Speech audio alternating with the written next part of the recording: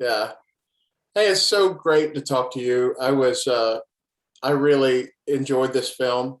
If you can say enjoyed, you know what I mean? But Yeah. it's so powerful. And I think, Fran, as I kind of did some digging and realized where I'd seen you last, and as the stoner in Cabin in the Woods, that's all of a sudden it just kind of enlightened, and I was like, okay, he went from that to directing, and this is your first film that's powerful, you know, really personality study or whatever, and that's impressive in itself. Uh, you want to talk a little bit about, you know, tackling something like this on your first film? I mean, it's bound to be, especially with Anne's performance, which I think was a standout.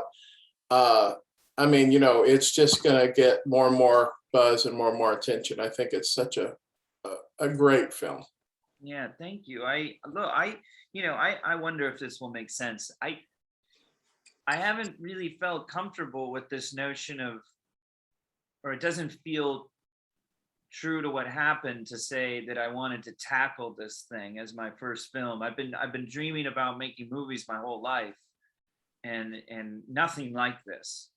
And I started doing this research. I started reading about these events, these tragedies, because I felt like I needed to know, just as a person, as a father, as a citizen, as pretentious as that sounds. I really felt obligated to know more. I was researching and reading obsessively, staying up at night, just scared and frustrated and angry. Then I came across these meetings, and it reminded me, years ago when I was in college, I learned about the Truth and Reconciliation Commission in South Africa. And while I was amazed and inspired, I was also really troubled by it, because I did not think I could do it. I did not think I could forgive in that situation, in a situation like that. And I had to confront those feelings again, because I was a parent and I was reading about these meetings that were doing just that all over again. These people trying to meet in order to heal, possibly forgive, or possibly reconcile, but they were meeting in a way to move forward. And it struck me as something so extraordinary, and that took so much courage, but that I was deeply afraid of, because it was the hardest situation I could imagine. And so I felt I was kind of taken over by it. I just started writing. It never occurred to me, thankfully, because I'd never done it before. I was first time everything, that maybe this was too big for your first film. It never, that idea was never with me. I just Right. felt like I had to do it. And so when people comment on that or ask about that, and it makes me it's sort of a lovely thought, I understand, but it makes me uncomfortable, because it never occurred to me one way or the other. I just felt so compelled, obsessed, Right. needing to Right. work through it. Yeah. Well, I think that theme of forgiveness is what is so uh, powerful in this movie, and it's powerful in any movie. I think it's a trend that I've seen in movies. You know, it seems like uh, uh, our culture has kind of geared up to the fact of, even as we rail against like cancel culture or whatever, on the flip side of that, we don't just destroy enemies anymore in films. That's not as common. You know, we don't write people off in film like this one here. They come together. There's forgiveness. There's humanity. I spoke to a director years ago when they did Timur, who redid Ben-Hur. He changed the ending because he says this whole idea of killing the bad guy is kind of passe now. That they kind of ride off into the sunset together in the new Ben-Hur, because he said that's really more of the standard now. And so I think films like this are important in pulling out forgiveness, or at least holding it up as more of a virtue than we used to 20 or 30 years ago, I think. Huh. Yeah, Too bad it doesn't translate into the world. Well, that's right. That's right. But still, that one. Right. Yeah. No, I don't mean to laugh. there's just nothing funny about it, right? But I thought, well, that's a lovely perspective, and you know, I just sort of sad that I haven't seen it that way. But maybe that's what it is. That it's I'm not looking in stories and in film and you know our culture. I'm seeing it, or no, I shouldn't use that word. I'm not seeing it in our culture. I'm not seeing it in Right. leadership. I'm not seeing it in the media. I worry about this. You know, we are increasingly more divided. I worry we normalize hating people we don't know. We operate Exactly. Yeah. that people can't change, and if we don't allow for redemption or reparation or if we don't allow for it, what is the point? I just don't know what the point is. And these ideas scare me terribly, and I worry about the country my daughter will grow up into.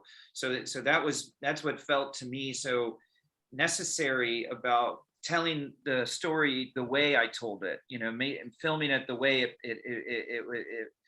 it was shot or written. That it's just the room. It's just the four actors in the room, and it's real time, it's uninterrupted. They enter and we don't get to leave until they leave, and we don't have any easy way out. There's no conveniences of film like flashbacks or inserts or even score. It's just the people talking, trying to do something. I wanted to sort of celebrate that and make that the subject of the movie.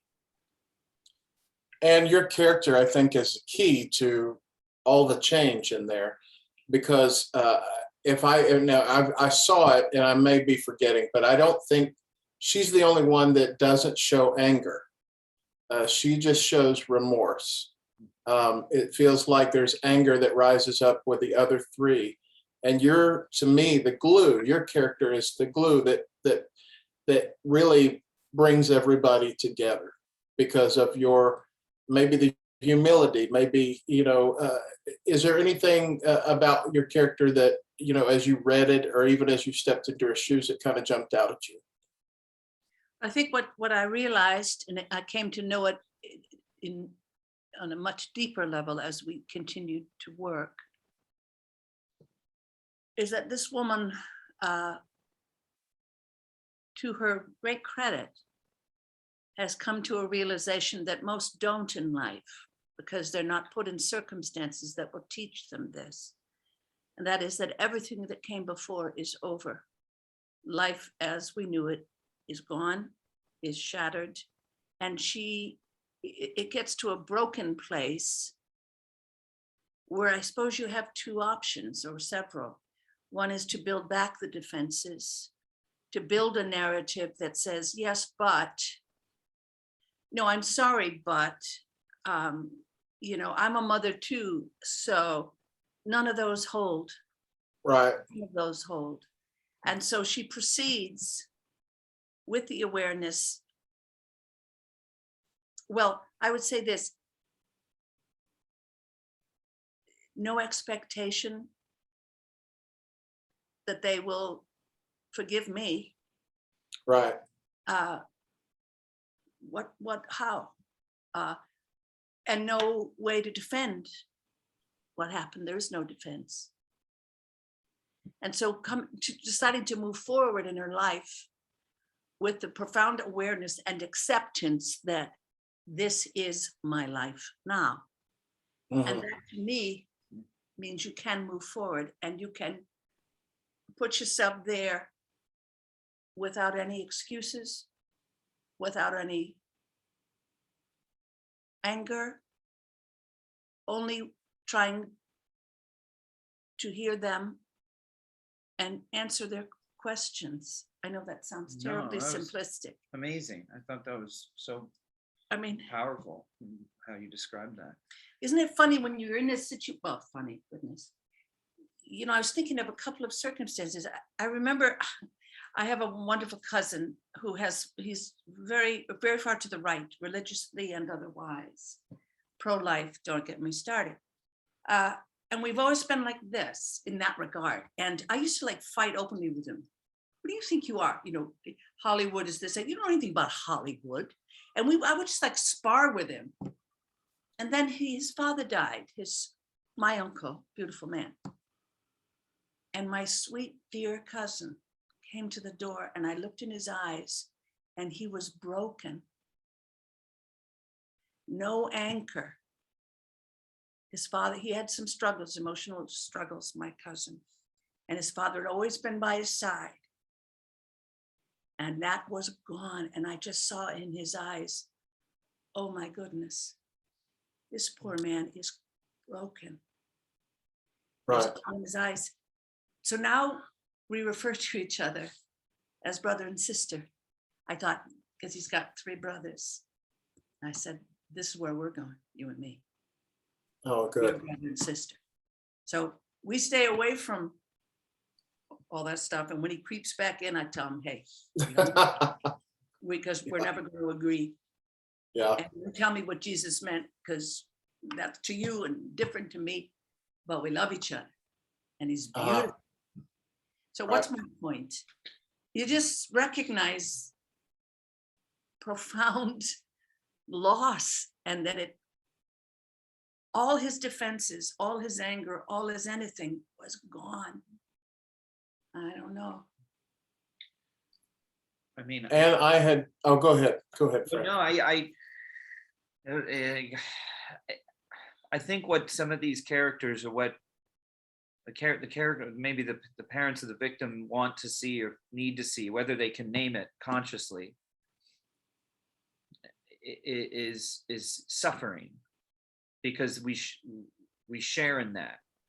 We all Right. suffer, and when you can feel some sense of shared suffering, it leads to, it's a connection. It's a shared humanity. We all, Absolutely. and there's credibility or legitimacy to suffering. And I think it's a way for them to see the human being, and not the person they blame, and not just the person they hate, and not just the person they're at odds with. And that's what that story sort of, that's what that reminds me of. And I think that's what Linda, the character who comes without any armor and just willing, and can only fully disclose, only has herself to give fully, it allows the other characters to see the real suffering, and because of that, the real human. And it's hard to hate the human. Right. Also, too, she learns a ton in the room too. Yeah. She learns what she's afraid to say. She comes to, the thing that's deep in her. I love my boy, and the world might have been better off, but I would not have been. Yeah. And what if I had let him, well, what she says at the end. Wow, her life changes. Yeah. She doesn't come with the answers, Dwayne, we have time for one more question. Yeah, I could talk to you about this all day. I was just about to wrap up, because I'm trying to be conscious of time. But I just wonder what would have happened. What would have happened if Linda had not walked back in the room? How would the movie have ended? Wow. I don't want to spoil anything. So I don't know how to talk about it.